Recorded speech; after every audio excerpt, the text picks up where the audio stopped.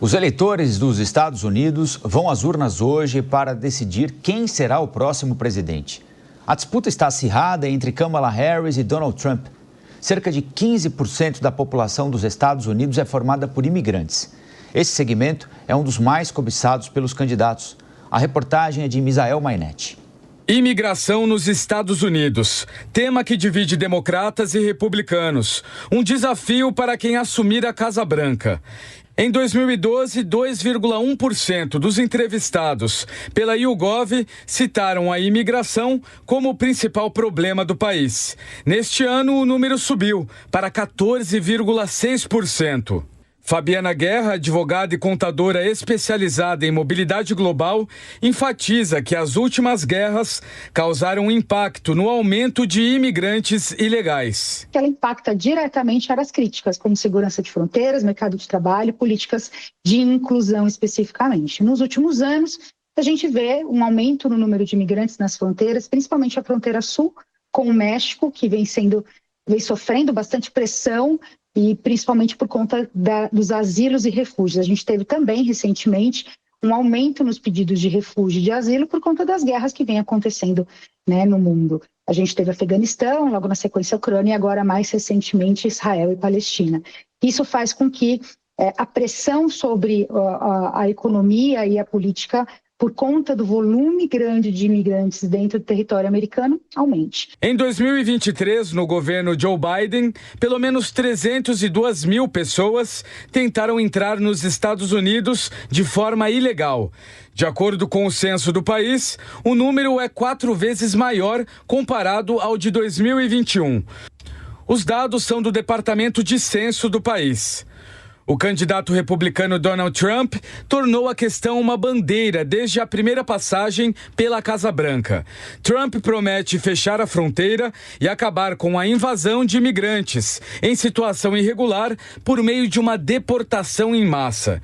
Já a candidata democrata Kamala Harris apoia mais flexibilidade nas leis para que imigrantes que peçam asilo consigam o visto de permanência. É o que explica Jorge Botrel, consultor especializado em expatriação e internacionalização de negócios. Essa eleição acho que vai ser uma das mais apertadas aí das últimas décadas. Acho que a Kamala começou aí com um movimento mais positivo, mas o Trump agora no final está recobrando força e está chegando forte, principalmente naqueles que são considerados os swing states, né? São aqueles poucos estados americanos que no final decidem a eleição, né? A maior parte dos estados já tem pré-definido quem se vai ganhar, o democrata ou o republicano. O especialista aposta que não será o fim do movimento migratório, mas na mudança do perfil de quem escolhe ir para os Estados Unidos. São perfis diferentes. Eu não acho que os volumes vão diminuir. Eu acho que os volumes de imigração para os Estados Unidos continuam aumentando ano após ano, né? Acho que isso é importante para a economia americana, sustentar o crescimento, mas vão ser perfis diferentes do tipo de imigrante que o governo americano vai tentar atrair. Os perfis novos dos imigrantes brasileiros que estão indo para os Estados Unidos é um perfil muito familiar, classe média para cima, que foram executivos ou empresários, que a gente chama da camada intermediária, né? Não necessariamente das mais altas, mas não são definitivamente operacionais, né? Que era o perfil que predominava antes, né? Um perfil mais que é solteiro, mais jovem, sem filhos, muitas vezes ilegal e de uma maneira ilegal, né? Para os Estados Unidos. Então, hoje o que predomina é esse perfil mais familiar que busca chegar de uma maneira mais planejada pela porta da frente, vamos dizer assim. Toda mudança de país requer aí uma adaptação, né? Ou seja, acho que a gente tem que estar disposto, às vezes, a dar 1 ou 2 passos para trás, né? Você está chegando num país novo, sem network, é um recomeço. De acordo com o censo, dos 335 milhões de habitantes dos Estados Unidos em 2021, 2023, quase 48 milhões nasceram no exterior, a maior população de imigrantes do mundo.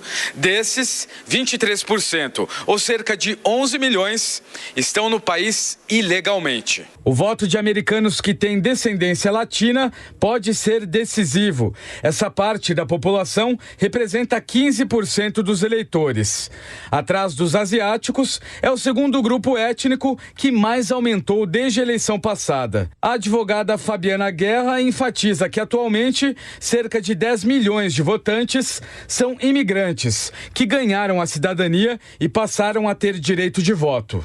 Nas eleições de 2024, a gente está falando de cerca de 10 milhões de cidadãos americanos naturalizados, ou seja, são cidadãos que não são nascidos nos Estados Unidos, mas que se naturalizaram por processos imigratórios. Então, são basicamente 10 milhões de imigrantes que se tornam elegíveis a voto. Esse grupo ele inclui diversas etnias, obviamente, que se tornaram cidadãos nos Estados Unidos e agora tem o direito a voto, e uma vez essa naturalização, traz também esse aumento da participação desses cidadãos naturalizados e refletindo aí um impacto massivo no que a gente pode esperar de apoio aos dois candidatos. De acordo com a Pew Research Center, 1 em cada 10 eleitores nasceu fora dos Estados Unidos. Bom, vamos ouvir o Marcos Vinícius de Freitas, que vai nos acompanhar ao longo desta edição do Jornal da Manhã. E no início de terça-feira, histórico. Todo mundo sabe como começa, ninguém arrisca como termina, né, Marcos Vinícius? Bom dia. Bom dia. Em primeiro lugar, minhas condolências à família da Jovem Pan pelo falecimento do seu Tuta.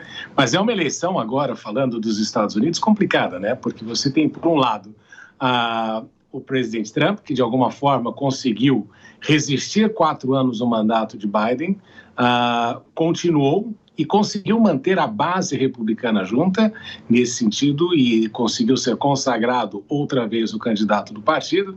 E, por outro lado, você tem Kamala Harris, que representa uma continuação do governo Biden, mas que não teve o escrutínio necessário das eleições primárias e que nós chegamos aí numa eleição que é basicamente uma questão que é perguntada, né?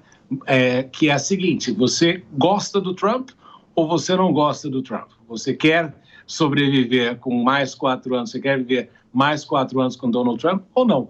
Porque o que nós notamos é que mesmo o discurso de Kamala Harris não conseguiu aí seduzir o eleitor da maneira que se pensava, porque a rejeição a Trump é muito elevada, mas é uma eleição que chega com o país dividido e justamente o elemento definidor desta eleição é justamente a figura de Donald Trump.